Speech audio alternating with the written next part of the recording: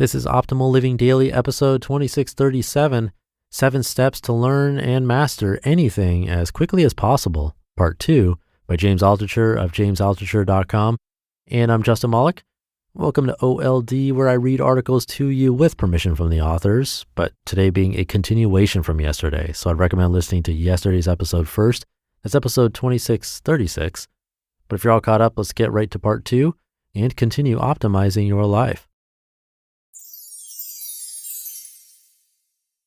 7 Steps to Learn and Master Anything as Quickly as Possible, Part 2, by James Altucher of jamesaltucher.com. Number 4, failure. Anything worth learning, you're going to suck. You're going to suck badly. The first day you play chess, you might love it, you might be talented, you might be confident, but you are a disaster compared to anyone with experience who has studied the game.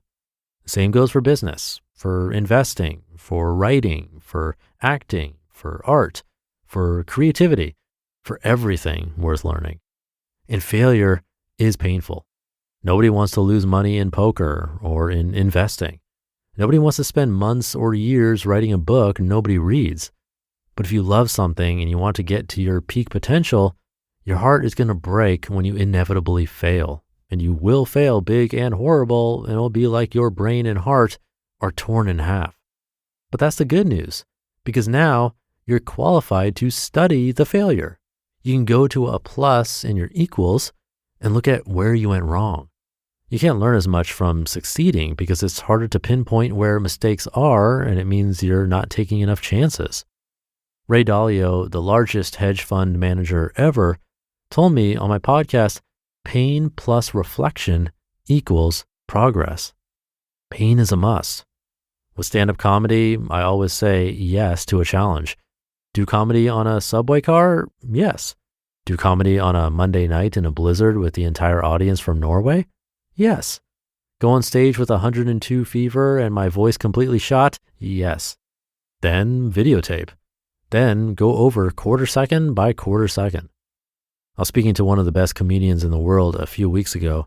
He told me he still videotapes and studies every single time he's gone on stage. Every year, every month, he's better than the month before. With business, it's difficult because a business can take years, but try to have mini failures. Challenge yourself on deadlines. Challenge yourself on customer acquisition, on customer service, on micro execution of products, and on and on. Figure out the ways that you can fail, do them, study them, repeat. Number 5, energy. This should be the first item because it's the most important. Without energy, you can't learn. If you don't sleep enough, you'll be too tired and you won't learn. If you're in a bad relationship, your brain will be distracted and you won't learn. If you don't exercise your creativity, you won't be able to combine ideas and learn from ideas. If you're too anxious, you'll spend too much mental energy worrying about the future instead of learning in the present. When I went broke for the 4th or 5th time, I finally had to take a look back and say, what was I doing right every time I made money? And what was I doing wrong? It all boiled down to physical health, eat, move, and sleep. Emotional health, eliminate all of the toxic people in your life. Creative health, write down 10 ideas a day. The ideas can be about anything. And spiritual health, learn how to deal with anxiety and regret. Release control over the things you have no control over. Just these 4 things gave me so much energy, it probably took another 1,000 to 2,000 hours out of the 10,000 hours. Number 6, the 1% rule. Try to improve 1% a day at whatever it is you're trying to learn. It seems like a small number, just 1%, but 1% a day compounded is 3,800% per year. That's 37 times better than where you started in just 1 year. I had a friend who I always played chess with.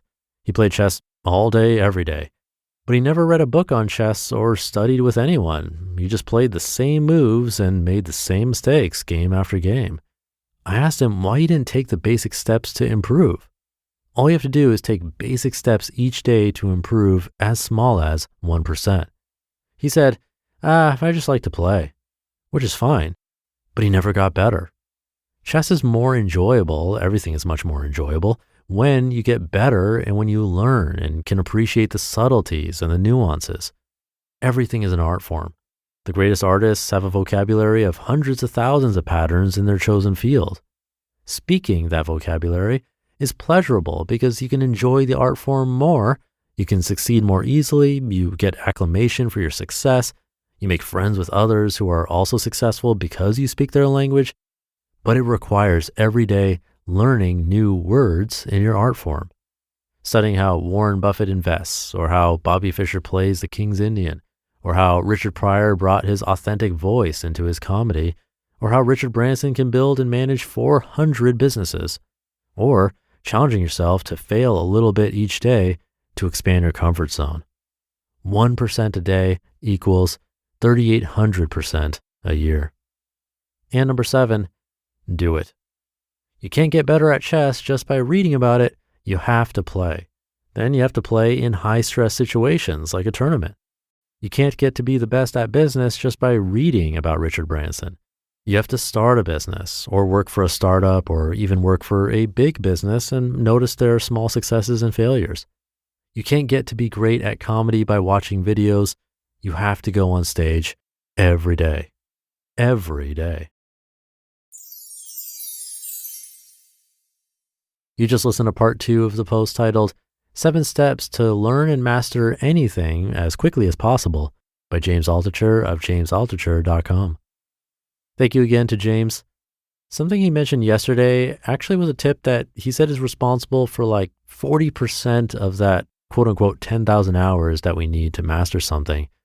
He said, find people who love what you love and spend as much time talking about this shared area as you can. And I couldn't agree more. Mentors are good, books are good, but finding someone at the same level as you or close to the same level who is learning along with you and really excited, that takes learning to the next level in my experience. And I think it makes it so much more fun. Going it alone requires a lot of internal motivation. Finding resources on your own, it can get overwhelming. But having a friend that's just as passionate about it as you are and can sort of talk about it forever with you, that can really supercharge that learning curve. You'll likely discover something on your own, and then they will too on their own. And when you share that together and have someone explain it in person, it just feels easier and smoother than reading about it yourself. At least that's the case for me, so I particularly like that tip. But some other great ones as well in this article worth looking into. And with that, have a great day. Keep learning and mastering those skills, and I'll see you tomorrow where your optimal life awaits.